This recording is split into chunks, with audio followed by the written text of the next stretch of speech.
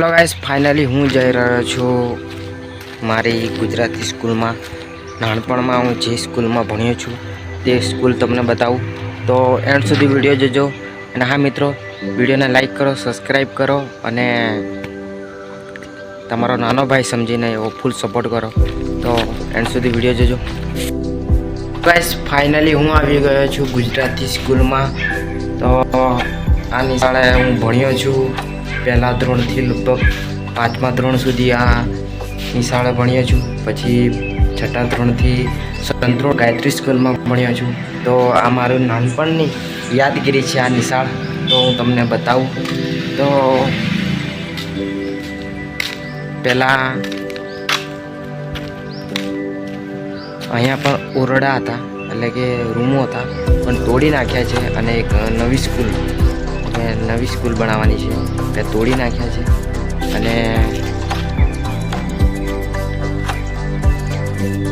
કઈ ગઈ તો તમને આ દેખાતું છે, ઓરડા તોડી નાખ્યા છે, નવી સ્કૂલ બનાવવાની છે. તો ટૂંક સમયની અંદર બની જશે. અને હું આ સ્કૂલમાં ભણ્યો છું અને આ નાનપણની મારી યાદગીરી કહેવાય એક સંસ્થા. તો પહેલાંથી 5 વેર આ સ્કૂલમાં ભણ્યો છું. તો અહીંયા આવું ત્યારે નાનપણની યાદગીરી યાદ આવે. રમ્યા, ખેલ્યા. તો ખાસ કંઈ નથી, બસ આ સ્કૂલમાં ભણ્યો છું અને નાનપણની યાદગીરી છે.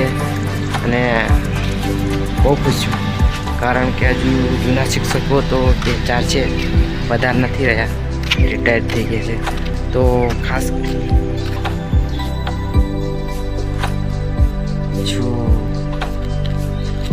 એક આ નિશાળ, મારી જૂની સ્કૂલ.